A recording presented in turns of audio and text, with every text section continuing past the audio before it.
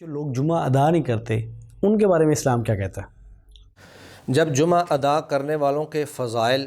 اسلام نے بیان کیے ہیں تو جمعہ میں سستی کرنے والے اور جمعہ کی ادائیگی میں غفلت کا مظاہرہ کرنے والے لوگوں کے بارے میں وعید بھی نبی مکرم صلی اللہ علیہ وسلم نے بیان فرمائی ہے۔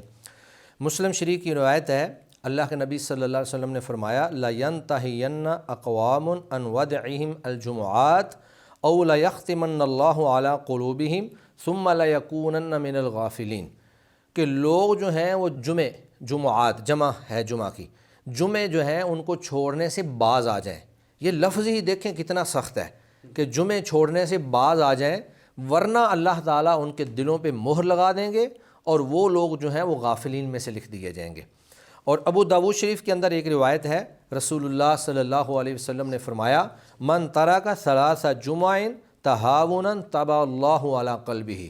کہ جو شخص